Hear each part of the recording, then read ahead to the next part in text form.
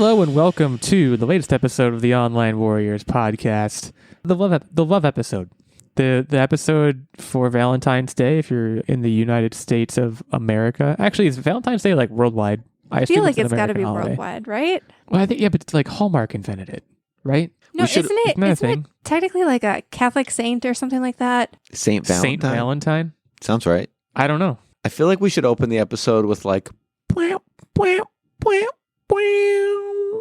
I don't know, with like sexy music. Google immediately I googled I googled Valentine's Day and it just in big block letters says it's February 14th. You idiot. Okay, so yeah, I do know that. It originated as a Christian feast day honoring a martyr named Valentine, and through later folk traditions also become a significant cultural, religious, and commercial celebration of romance and love in many regions of the world. So, all right, I stand corrected. It's everywhere. Love is everywhere. Happy Valentine's Day to all who celebrate in whatever way you need to, Cherish your loved one or cherish yourself, Do something nice for yourself on Valentine's Day.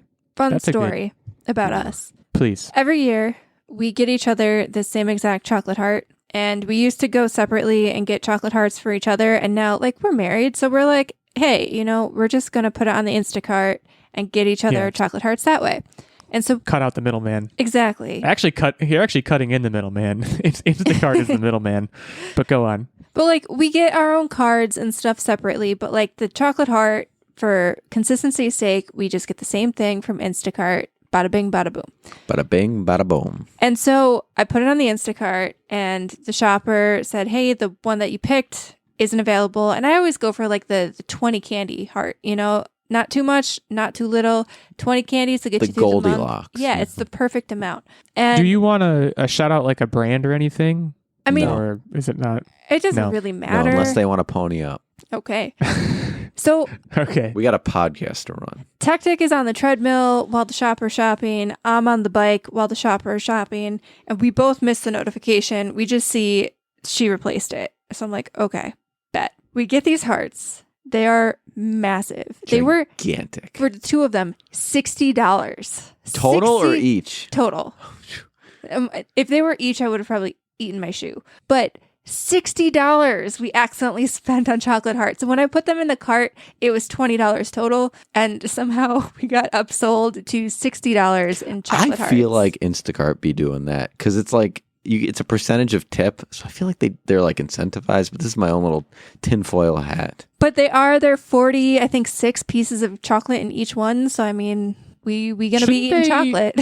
Shouldn't they because I've never used it. They ask for your approval, but if you don't answer, they just kind of... They just do it? Yeah, they just do it. Because you tell them... Because if it's that much more money, it seems like that shouldn't be legal. So there's an option. What? You can either what if you don't pick have a the money? replacement. You can say... Then you should be doing your own shopping. It's fair. You can give them a specific replacement you want. You can say pick the next best thing, which is what I picked because I don't know what the store is going to have.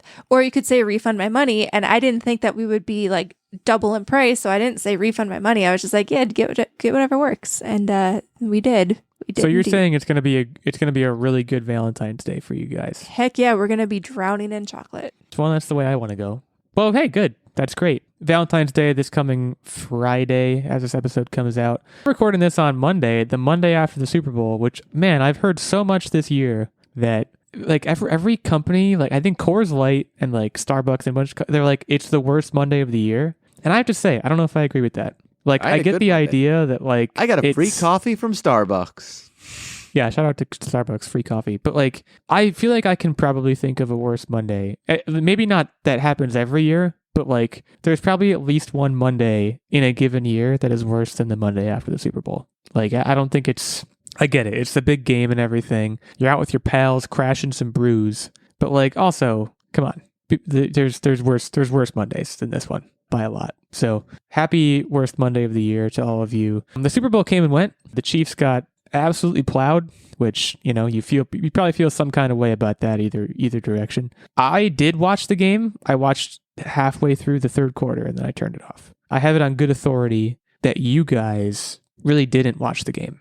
So we're just going to fly over that and just not really talk about it, which I think is appropriate. We're going to be talking through some trailers, but really not they're trailers that came out in the week leading up to the Super Bowl, which may have been some kind of media strategy that I don't understand. But we got Jurassic World Rebirth on the docket. We have Fantastic Four, The First Steps on the docket. And then we're going to be doing a little sandwich. In the middle of that sandwich is, some video game stuff. We're going to be talking about speedrunning, which I wanted to talk about speedrunning because we haven't talked about it on the show before, to my knowledge. And I should say to my memory, because my memory is not great. It's possible like 4 years ago we talked about it, and I just don't remember. The years are long. The memories are short. That is truer words have never been said. But yeah, we can kind of just dive headfirst into Jurassic World Rebirth. We did get a quick little big game spot for this movie during the Super Bowl, but I think what it showed really wasn't that different at all from what we saw in the trailer that was the week before that. This movie is being released on July 2nd, 2025, so prime summer blockbuster slot, directed by Gareth Edwards, who you may know from having directed Rogue One, as well as a number of other things. We got some heavy-hitting cast members, Mahershala Ali, Scarlett Johansson, Jonathan Bailey, also known as, by my wife, as the hottest man of all time. So I've watched this trailer a few times for that reason.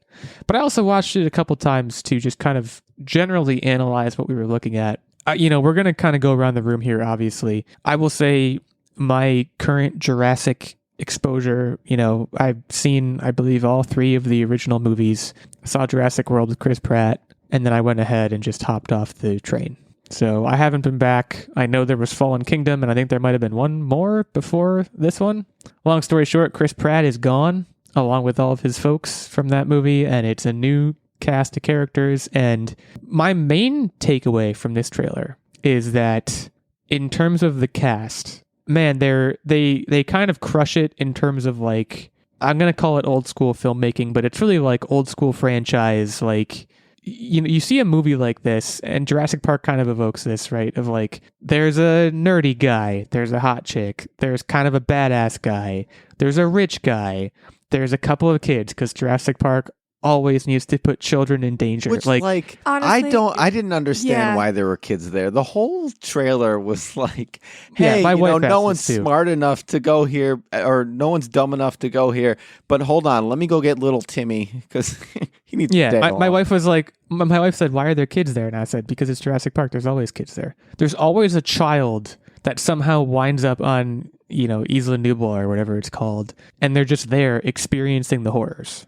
And that's kind of like, bear with me, because like, I agree, you need to suspend your disbelief a little bit, but like, they're playing the hits here. Those things are the magic secret sauce of the franchise. Like, everything I just mentioned, it's 90s movie stuff, and I think that aspect of it is great. I'm glad you said that, because the one thing I will say is, over the years, I feel like Jurassic Park has kind of jumped the shark with like weird hybrid dinosaur combinations and this Omega Dophalophanophanophodon. No, stop. Do you know what was made Jurassic Park so good? The intimidating, terrifying, just a single Tyrannosaurus Rex. And by God, have they returned to their roots. We saw him. We saw a little, actually, I think it's a girl. We saw her. We saw a little Tyrannosaurus Rex. We saw you, little sexy little. Oh. Yikes. She's back. And I'm excited. I love Raptors are always a big deal in these movies. And this trailer, like I said, it's playing the hits. Like, at one point they were like, "Are those raptors?" And it's like, it's raptors, and that's like, if you're a Jurassic Park fan, that's a big deal, and it's bad for the cast, right? Do you know what the best raptors were too? The little ones, the ones that you just swarmed you. Those are the best ones. I want to see those, not the big boys. So as somebody, I've seen all 6 movies so far, and I think what made the first trilogy, if you can count the third one, Jurassic Park 3 as part of the trilogy, but what made the first 3 Jurassic Parks so good was that they felt wild. Like, obviously, yes, there was the park setting, but then they got loose, and then it was kind of like a survival movie, and there was some science sprinkled in, but it was at its peak a survival movie. And it felt like the Jurassic World franchise, I can't believe, and I get they explained how it came to be, but I still cannot believe that somebody would be stupid enough to be like, hey, remember that park that didn't work out? Let's do that again. Like, that didn't make sense to me, but it also just felt too sterile and too, like, industrial. Because, again, not to, like, give spoilers, but you have one movie where you're in a park setting, and then you have another movie where there's like bids and a whole organization swapping dinosaurs at like a corporate/billionaire level, which was not what the park was supposed to be. And like Techtic said, there was like this weird cloning, merging of dinosaur science stuff going on. And it didn't give you, like, yes, there was action and survival, but it didn't give you that like raw, authentic, like I'm in the woods and a T-Rex is behind me feel. And this seems like it's going back to that. And I think that's what the like Jurassic World, Chris Pratt evolution should have been. Like, it should have been less, hey, we're doing another park, and more like, we're going back to this island and seeing the result of what happened the first time around. Well, and it's, you know, the premise of this one, and they mention it for about 2 seconds, which is all they really need to mention, is like, they need to go there to get some of the dinosaurs' DNA for science. Who even, and at that point, it's like, all right, that's all I need to know. Who cares? It's so simple, like, but so effective. Like, that's really all you need to know. Like, oh, we can cure this disease potentially. Let's go get some DNA. That's it. So simple. The joy of the franchise and why it will probably continue to have legs forever is that, like, based on the canon of the franchise, there is an island of dinosaurs. And that's not going to be undone ever. Like, yeah, making another park was, like, I agree, that was not the best concept, but now it's just like, all right, remember, you know, John Hammond, like, making an island dinosaurs? Yeah, like, those are still there, just no one ever goes there, but now we need to go there to get their DNA. Like, it's just very straightforward. I also, like, you are certainly, based on what you just said, you know, you're far more qualified to give a postmortem on the Chris Pratt trilogy than I am. With that said, I also think that Chris Pratt himself as a character didn't really work.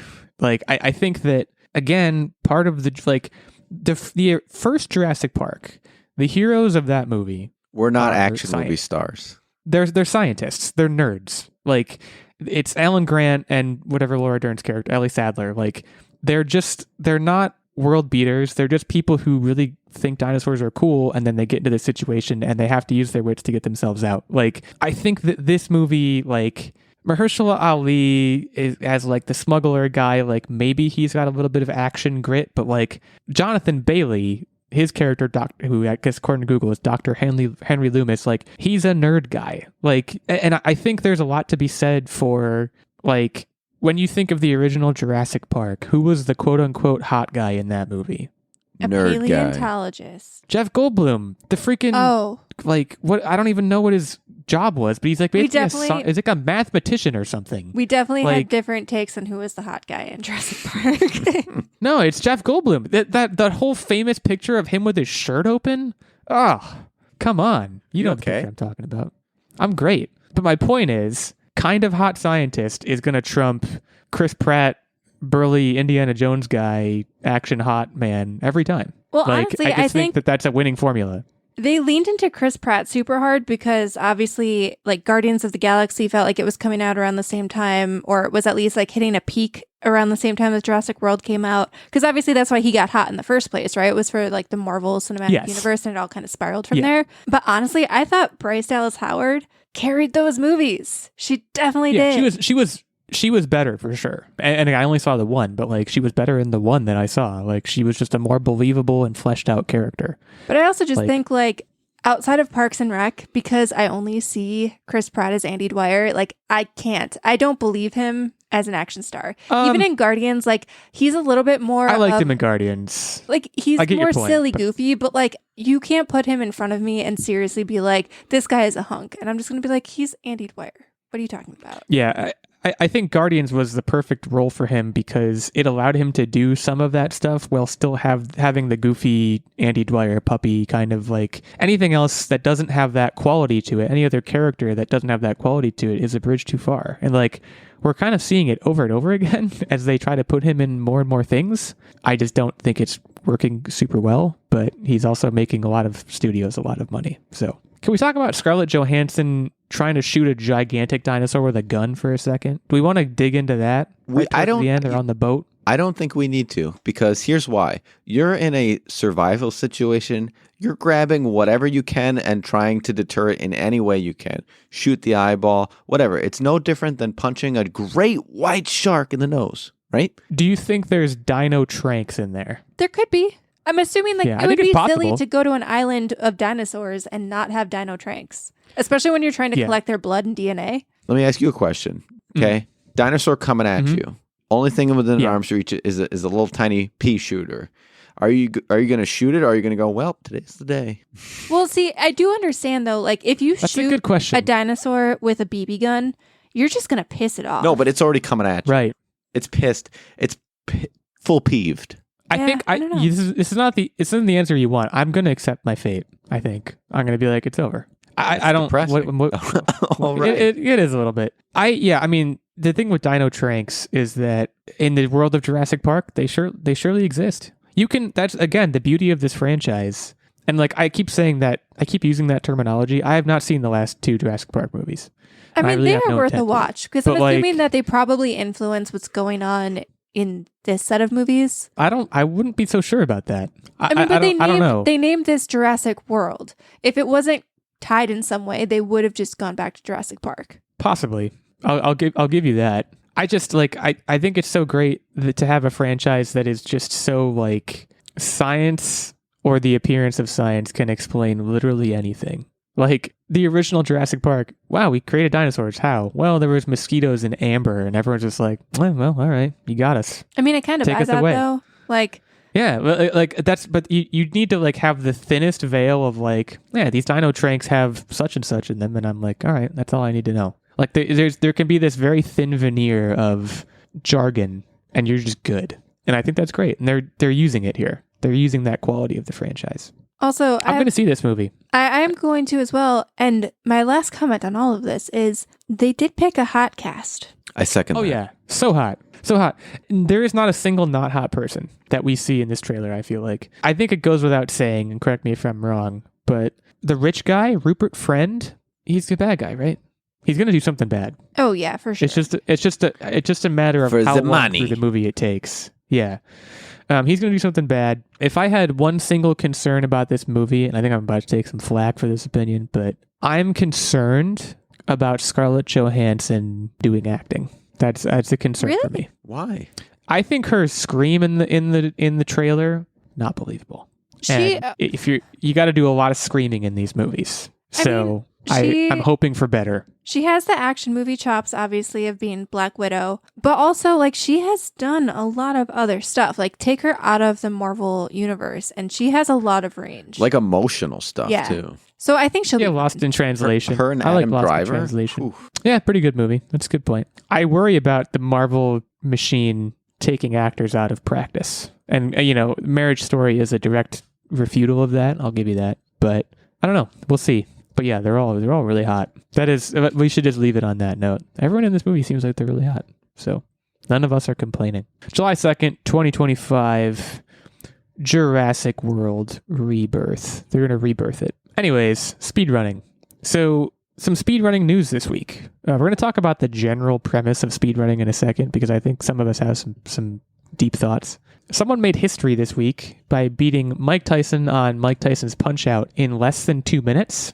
I want to read you some numbers here because this is pretty incredible. So for those not familiar with speedrunning, you can do things that I believe, I'm trying to find the terminology here, tool-assisted speedruns, which basically allow you to like put very precise inputs in place. And to beat Mike Tyson, who is the final boss of this game, in less than 2 minutes, it took Summoning Salt, who is the person who did it, 75,000 attempts over 5 years. They had to hit all 21 frame-perfect punches, which you need to hit in 1/60th of a second, 10 perfect dodges and ducks, and got some luck that has somewhere around a 1 in 7,000 to 1 in 10,000 chance of occurring.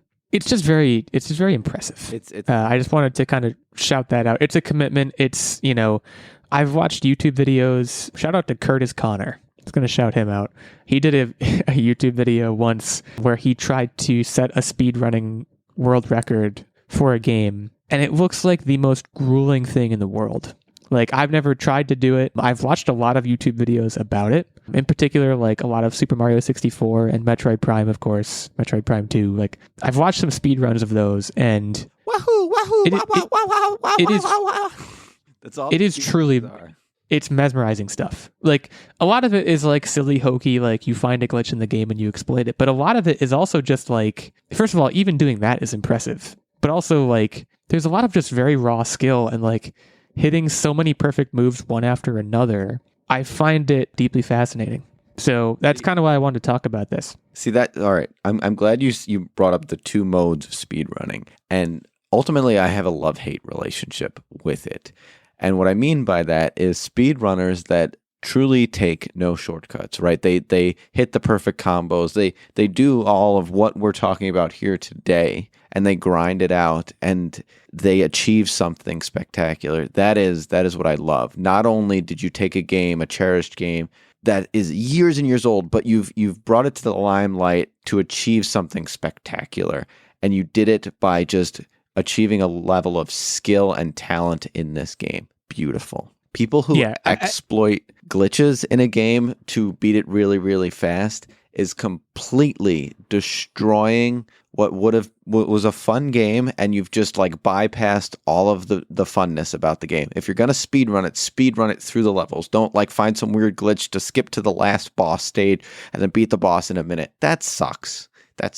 Well, my experience with it, and again, speaking mostly to the examples that I mentioned, where I've watched entire speedruns of the games I mentioned. Like, usually a given speedrun is a mix of those two things. It's like someone doing something very, very impressively, like playing quote unquote by the rules, and then they get into this one spot where they're like, all right, I can short circuit an entire world in the Metroid Prime game by like doing this one thing where I jump and hit this corner exactly, and then it pops me up. Like I personally find both of the things fascinating because someone found that glitch and then figured out the best way to exploit it. And like I find that interesting. I get your point as like a purist and wanting the game to be fully appreciated, but I do think that you brought up another good point about the whole practice, which is that it gets a lot of games that people may forget about. And like no one's forgetting about Super Mario 64, but I think it can paint them in interesting light and remind you of why you liked them in a very short amount of time, because it exposes you to a lot of game in a very short amount of time. And you can be like, oh, there's that one level I really love playing, and you're seeing it 14 minutes into a play. Like it's to me, it's a very cool, almost art form. And really, I think I might have said this already, but like if you haven't watched a speedrun, go just YouTube like a Super Mario 64 speedrun, because you can probably watch that's one. That's not the one you want to watch. That one, half an hour. Mute the sound if you're going to watch that one. Like I said, it's all just because they're just like rapid jumping everything. Yeah, I'm not bothered by it, but yeah, I mean, I guess you mute the sound if you so desire. I can't remember the most. I couldn't say the most hours I've put into a game, but the most attempts to do something. I don't think I've ever attempted anything 75,000 times in my life, let alone a video game thing, just anything at all. Yeah, I can't imagine. Like, I know there's like time it's psychological stuff. Like that I understand. I don't think I've ever put like 75,000 attempts into something, but like something like Sackboy, Rocket League. Well, that's different, and even that I haven't had that many hours in it. But like I'm thinking like time trial things, because that's the closest thing I can relate to speedrunning. Right. Is doing the repetitiveness. Right. And like Astrobot maybe was one of the closest as well, where I grinded on the final secret level and I still didn't finish it.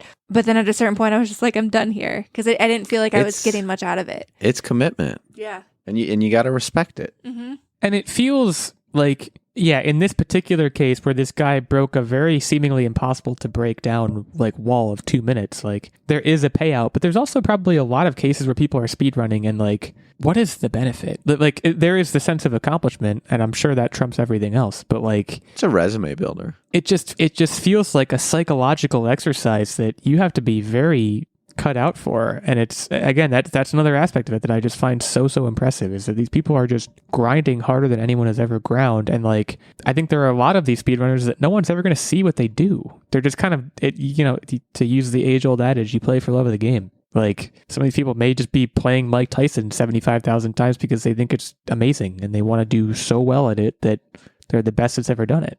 It's super cool.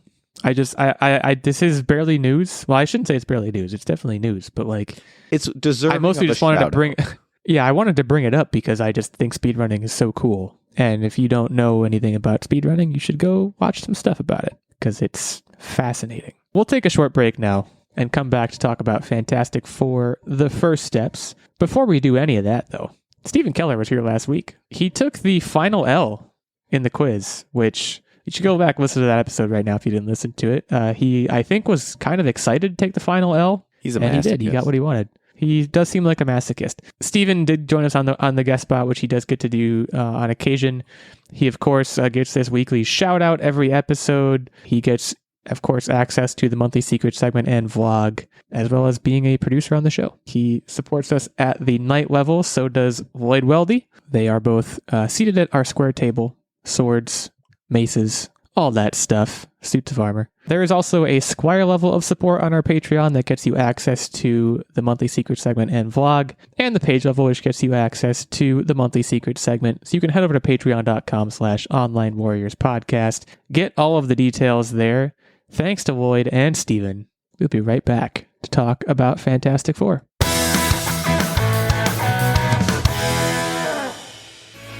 Hey, this is Ken M. Padawan J. Coach Duffy. From the Ocho Duro Parlay Hour podcast. Every week, the ODPH is talking sports, movies, TV, comics, and more. It's always a parlay of topics on each episode. You can find the ODPH on Apple Podcasts, Google Podcasts, iHeartRadio, Spotify, Stitcher, Podbean, and wherever you find great podcasts, such as the one you're listening to right now. Don't forget to check out OchoDuroParlayHour.com, where you can find the links to all of the ODPH social media accounts, links to the bands whose music you hear each week on the show, hashtag 607 podcast info, and parlay points, our companion blog section of the show. Thanks for listening to the ODPH. Now get back to your regularly scheduled podcast.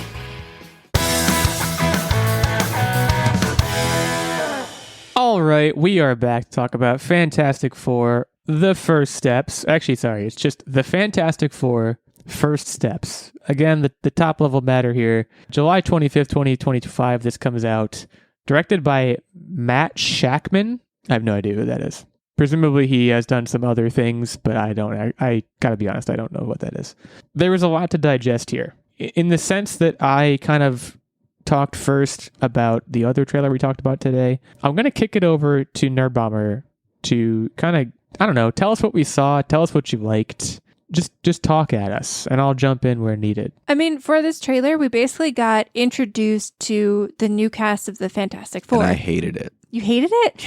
We saw, I don't have their names pulled up. Vanessa Kirby, Joseph, I got you. Vanessa Kirby playing Susan Storm, Joseph Quinn playing Johnny Storm, our guy Pedro Pascal playing Mr. Fantastic, and the other guy's name, for some reason, he's not being listed by Google.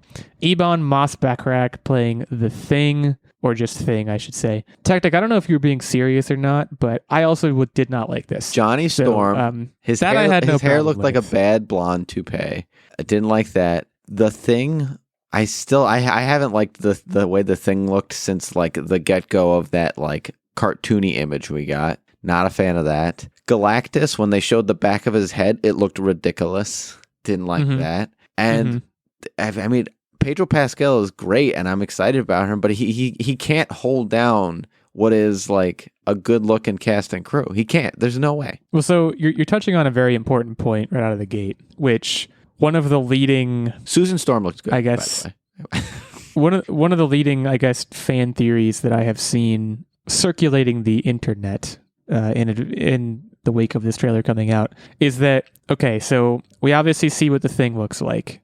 And in fact, the Thing, I believe, is the most like present on-screen character in the entire trailer over and over again. Yeah. I agree he looks ridiculous, but we'll get to that. I didn't think he looked that bad. I mean, I don't know what you're going to do with him. He's the Thing. Well, they've perfected the Thing. We've already had a perfect Thing. But you can't have it look exactly the same because obviously, like, we know what happened with the last two Fantastic Fours. Because the plots weren't as good. Yeah, but you got to distance yourself. Otherwise, people are going to associate this movie with the two bad ones that came out. And they're pulling inspiration from the comics. Just say you pulled inspiration from the comic. Techtic, to be clear, are you saying the one that looked good was the one from the movie in like 2007 or whatever? Correct. Because I think that one looked perfect. The Jessica Alba version of stuff. Yes, that was the best thing. Honestly, that was, of the two that came out, that was the better Fantastic Four. Casting, also great. Perfect. Yeah. Yeah, concur. I would agree with that. I do think Chris Evans played a better Johnny Storm, and people can come at me for this. Well, no, you've said this. He plays a great douchebag. Better douchebag than a uptight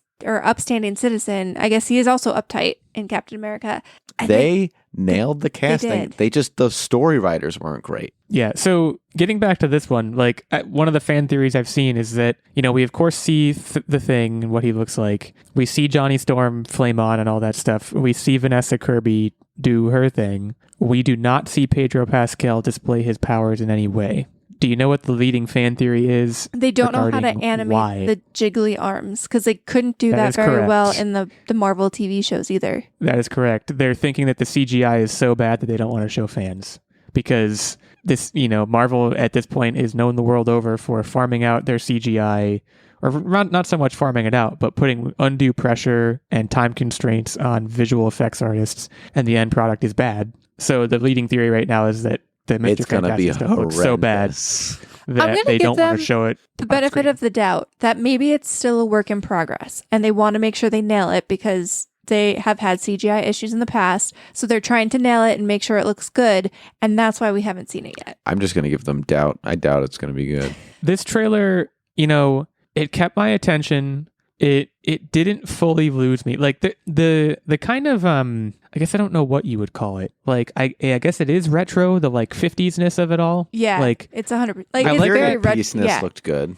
It kind of gives me like the WandaVision, like the beginning of WandaVision, where it was very period piecey. Like it's giving that vibe. Yeah, everything is very clean, very mid-century modern. Like I liked that. The cast I'm down for. I thought. And we're dissecting a little bit now. I thought of all things, you have like a minute and a half to do this trailer. They were on the Thing cooking with the robot for like 30 of the seconds. I didn't understand that creative choice. Of all the things you could show, you just chose to show that a lot, which I thought was interesting. Also, did the audio seem off with the Thing too? Did anyone else feel that? It seemed okay.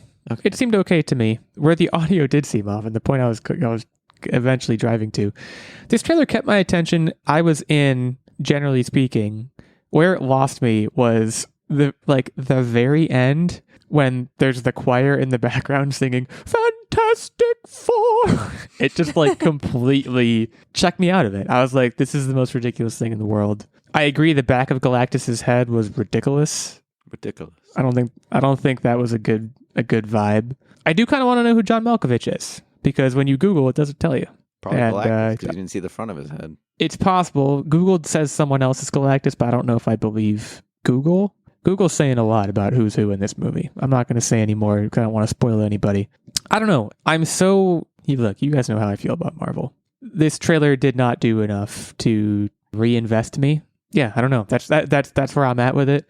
Another question I wanted to ask, and really the last one I wanted to ask, do we think there's any chance of multiverse, other Fantastic Four people showing up, or no? I hope not. Is what I'm gonna say. I know I'm not answering the question directly. But you're not willing to say no because you know it's a possibility. What I will say is based on the fact that it's a period piece, we can assume that it's prior to all the time travel-y stuff that happened, and so I think it positions itself to be a standalone, isolated film. Saying prior to time travel is a very funny thing because nothing is prior to time travel. Time travel is everything. Right? They can just time travel back. Yeah, that's fair. No, you know exactly what I mean. Prior to the events of Endgame. Mm-hmm. But again, nothing is prior. Stop. Sorry, I can't help myself. Yeah, I mean, I certainly hope not. I think it's possible. I do believe I read somewhere that Downey's Doctor Doom, I mean, they don't show him at all in the trailer. I would imagine he's going to be in this movie at some point, right? If only at the very end with the credits teaser or something. He's conspicuously absent, considering what I believe are his ties to the Fantastic Four. We don't see him. I think that's interesting. But this is, of course, called the Fantastic Four First Step, so I'm sure there's going to be the Fantastic Four Second Try and the second Fantastic Four Third Time's the Charm and so on and so forth. It is so bold to me that they named the movie that. I feel like that was the thing that really I latched onto because... That's what they do. Yeah, but that your franchise has kind of been dipping a little bit. You know that the Fantastic Four is not your strongest IP historically. You've tried it before and it doesn't land. Why would you commit to setting up additional Fantastic Four entries? Like, what are you doing? It's also interesting because, I mean, maybe I misread the trailer, but it seems like the movie is mostly going to focus on hey, they're established Fantastic Four. They are They got their... It almost looks like the Spider-Man method of the MCU where they're like, all right, the origin story, we're skipping it. And you're just going to get them doing fantastic stuff, which like, I'm not against that necessarily, but then probably don't call it First Steps. Call it something else. Call it the Fantastic Four. Like, I don't know. I don't know if I agree that they're going to skip the origin story, though, because they did make, like, the whole back end of the trailer, I guess, when Mr. Fantastic and Sue Storm are... Call her Stu Storm, didn't I? Sue Storm are kind of talking about, their powers. I feel like they did go through a little bit of the origin story about how every time they go up in space, people get powers or whatever. I also thought that was some real cringe dialogue. Yeah, it doesn't give me a lot of hope. Like, oh man, we went into space and now this guy's a rock and this guy is... But he's our rock. It's my eyes rolled into my head a little bit on that one. I don't know. I hope for the best for it, if only for Pedro Pascal's sake. But yeah, there wasn't a lot that I saw here that I was that really rustled my jimmies. So yeah, I don't know. July 25th. I'm surprised. I'm actually surprised you guys aren't more like excited about this. I kind of expected to be the wet blanket again. The main thing is I just want to know who Paul Walter Hauser is playing in this. The main thing I want to know. Yes, he is another person who is listed in the cast on Google, but is not. It doesn't say what they are. So I don't know. I couldn't tell you. Yeah, the Robert Downey Jr. thing was a head fake. That would be amazing, honestly. Or even like if John Malkovich turned out to be Dr. Doom and the Robert Downey Jr. stuff was just all PR nonsense. I would welcome that. That would be cool, honest. Marvel. That would be cool. I would be back in on that. I feel that's like awesome. Didn't Marvel used to do more head fake stuff like that? And then yes. They kind of stopped. I think they got too big for their britches and they just kind of stopped doing that kind of stuff and started churning out nonsense and we all just gobbled it up. Go back to doing crazy PR stunts because I think it would pique my interest. Well, I actually I watched one of those like little like Instagram reels or something the other day about if you look back at like the trailers for Avengers Infinity War or Avengers Endgame, like the trailers have like they just like put characters in certain places and then you watch the movie and they're not there. Like they're trying to head fake you into thinking what's going to happen and then you don't. And that's like, it's a little bit different than what we're talking about, but it's a head fake, right? It's like they show the Hulk without the Hulkbuster suit in Wakanda in the Infinity War trailer. And then you watch the movie and like Mark Ruffalo is not the Hulk for like the entire movie. And like it's cool how they used to do that. I agree. And like I don't know that we're going to get anything like that here. And I wish that we would. That would be very interesting. But anyways, July 25th, 2025. I will probably see Jurassic World. I don't know that I'm going to see this. I would have to hear that this is really good in order to go see it. I don't know where you guys are at with it. Stream it. Yeah, I think I'm going to wait for this one to hit Disney Plus, which I know is not what they want to hear, but that's where I'm at. Yeah. So sorry, Matt Shackman, but that's kind of where we're at with this movie. That brings us to What Are You Up To Wednesday. This is the part of the show where we talk about what we've been up to. I'm going to go first this week because last week with our Patreon producer, Mr. Stephen Keller, we talked a little bit about Blasphemous and how I had it in the queue and was going to start it. I have started it. It's hard. It's a great game. I'm going to play the crap out of it for a while. It's a side scroller. It's a Metroidvania. Techtic, I think you would love it. Just for everything I've played. It just looks scary. Isn't that what like Metroid is? Kind of scary? No, this is like straight this is different. Yeah, it's very weird. I will give you that. The story world is very strange. It's not uninteresting. It's visually interesting, and the story itself, while occasionally opaque, I've never played anything like it. It's very interesting.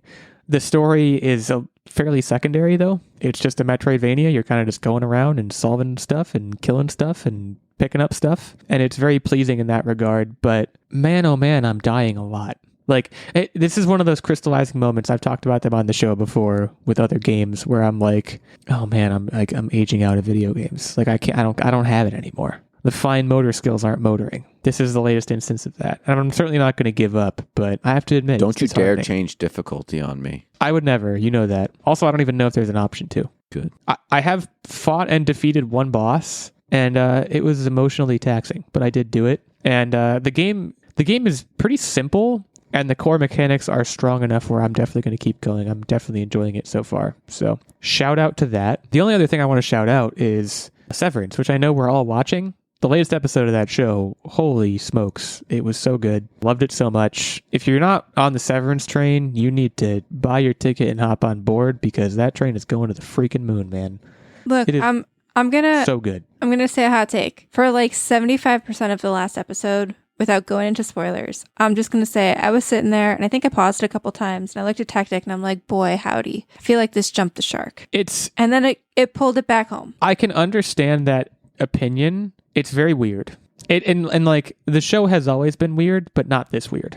So like I certainly like it ramped understand up that in take. Weirdness for sure. It goes like I think for a lot of the first season, it's kind of like it's in Black Mirror territory, but it's not straight up a Black Mirror. And this episode was like, no, we're not only are we full Black Mirror, we're like past the Black Mirror, and I don't even know what's after that, but like we're just weird. And I definitely enjoyed it, but I can understand someone being like, let's do it. I think it came back, but yeah, it was a ride. It's a ride. Like you said though, like you say what you will about the first 75% of the episode, the last 25% were, whoo boy, I was gobsmacked. Let me tell you, that's a great show. You should really go watch it. Was your jaw on the ground? Already. My jaw was on the ground for sure at the end of Severance season 2, episode 4, I think it was. So yeah, big fan of that show. That's all I had. Just going to keep playing Blasphemous, and it's going to be hard, but I'll be the better for it if I ever beat it. So we'll turn things over to Techtic to kind of keep us rolling through the What Are You Up To Wednesday segment here. Okay, so the first thing I want to talk about is we played the naughty version of Jackbox.tv, or we played the naughty version of Jackbox. They rolled out a adults-only version of the game, and I had really high hopes, but I was kind of shocked about, like, it was only like 3 games. And so the game selection was minimal. And I'm going to be honest, if you've ever played Jackbox before, it's already dirty. Like it's. I was going to say, it's how much could that possibly add? Because it's about who you play with. Yeah, they're going to make it dirty if there's want. You're with all the sketch games. There's always peens being drawn. So like, in my opinion, it didn't add much. So overall, if you're like eyeballing this game, I'd just stick to the regular Jackbox party packs and like don't stress. Don't buy the adults only version because you don't need to. And it's funny because like we did play, I think we played 2 rounds of each version. That's actually what we did instead of, going to watch the Super Bowl. We got a party together to play games instead. And recommend that instead. after we played each of the 3 games twice, we went back, I think, to Jackbox Party Pack 10. And that's where we stayed. Yeah, that doesn't surprise me. I mean, it makes sense for Jackbox to do that, but yeah, stick with the party packs. And they nailed it the first time around. The other thing, and I don't know if I mentioned this on the last time we recorded, but it was in the plannings and it actually was executed. So we have pivoted our D&D sessions into a brunch D&D, and by gosh, Brunch D&D just adds a fantastic layer to what is D&D, because here's why. You don't want to be playing while you're eating. So you spend that first hour just kind of lubricating your throat holes or whatever, just eating and conversing. Well, because it kind of relaxes everyone, gets you into character so you're more comfortable around everyone being in character. So like you have a mimosa, you have some French toast, you get relaxed with this group, and then right after you jump right in, and it just flows so nice. Everyone's got full tummies. You've had some drink, you've had some food. It's DnD Brunch is by far the best way to do it. So if you're looking to start a group, just do it brunch time. And like do it on a rotation. Go to like each different person's friend's house, bring a different dish, and everyone hosts kind of once. It's just do it that way. I recommend it. 10 out of 10. No. I think adding an eating element to most social gatherings is the way that it's the way to go. So I'm a proponent of this as well. I don't know. Would you do a D&D? Put you on. No, I wouldn't. Oh. I would not. Nerdbomber and I have discussed this. It's too open-ended for me. I can't handle it. I'm also not somebody, like, even if somebody is giving me instructions, if there's not a visual component or if I'm not writing it down, like word for word what the instructions are, I'm going to walk away from that and I'm not going to remember a thing. And it's very much the same when I play D&D. It's all verbal and my brain just doesn't click at that speed. Yeah, concur. Right on, Techtic. Anything else for us? Nope, that's it. Nerdbomber, you have the great honor of closing us out here. All right, so I'll give you a rom-com for Valentine's Day. So we watched The Broken Hearts Gallery, which is streaming right now on Hulu. I think this movie came out several years ago, maybe around like 2020. It's got Billy from Stranger Things as the main male love interest and a very, diverse and interesting, funny cast. The premise is basically that they meet by happenstance because the main female character thinks that he is her Uber driver when she's drunk and he ends up not being, but they meet in that capacity, and then she finds out that he is trying to renovate an old hotel and then uses that as a space to open an art gallery of things that people have saved from their relationships, because she's kind of a hoarder and keeps a bunch of stuff from every relationship she's ever been in. And I will not say it is a great movie by any means, but it is a very capital F fine if you're looking for a new rom-com that you have not seen before, because I feel like the pickings are slimming. Like at this point, I feel like I've watched every rom-com under the sun. So when there's another one out there that's even kind of like a B movie, I'm gonna watch it. And it was serviceable for what it was. I would never watch it again, probably, but like it was a new rom-com, higher quality than anything that you would get from like your standard Netflix original, because I think this one actually like was released in movie theaters at one point. So not a bad way to kill an hour and a half. I don't think it lingered more than an hour and a half. I don't remember it being a 2-hour movie. So like I said, it was something different to watch. And then we also, from a game perspective, played, I don't know how to pronounce this, but it's like AK-xolotl, but basically spelling out axolotl, but with like AKs. It's a twin stick co-op not split screen, but like shared screen shooter. They have a co-op element to the game, but it's another roguelike game where you're shooting enemies from like top down, very cartoony. As you go through from dungeon to dungeon, you can either pick between like upgrades, health, weapons, etc. And then there's a big boss fight at the end of the dungeon. And then you move on to the next one. And every time you die, then you get, I'm basically just describing roguelikes at this point, but you get like upgrades, different axolotls that you can play as that have different abilities. And this again, capital F fine. Yeah, another capital F fine experience. Like it was okay. I think we got it for like $3, so I'm not complaining. And I love couch co-op, so like I said, I'm not complaining, but I don't know if I would like necessarily recommend it. There's a lot better roguelikes out there. And there were some definitely like quality of life things that even as we were playing, I was like, ooh, it would have been better if this, like the control scheme was not explained at all. Like I had no idea what buttons I was pushing. There was a dash attack at one point that I figured out, or I think Techtic figured out, was like the bumper, but you had to button mash to figure out what did what. Nothing was even like super thoroughly explained, like the shops. I don't really know how we're getting the money to buy stuff from the shops. And then we bought stuff from the shops and it never showed up anywhere. So like that's a little confusing.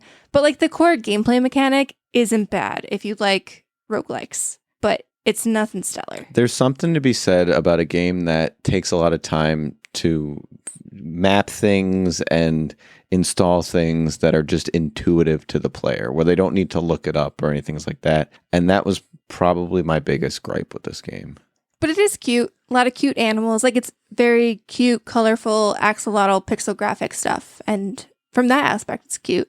Is it cute? It's cute. It seems like it's cute. Well, right on. That brings us to the end of the show. If you liked what you heard, if you didn't like what you heard, if you felt some kind of way about what you heard, you can head over to Apple Podcasts, Spotify, wherever you get your podcasts. Leave us a review. You can hit us up on Patreon, as we mentioned previously in the episode, patreon.com/onlinewarriorspodcast if you want to consider giving back to the show, helping us keep this thing rolling on. And you can also hit us up on Blue Sky. We have @OW, Illeagle86.bsky.social. That's me. @OW, Nerdbomber.bsky.social. That is, of course, Nerdbomber. And @Techtic.bsky.social with our main show account online at onlinewarriors.bsky.social. So you can hit us up over there. And let's have a conversation. We'll be back with you next week to talk about, different stuff. Post-Valentine's Day. Love will then be dead, but enjoy the love while it's here now. Stay safe and keep on podcasting.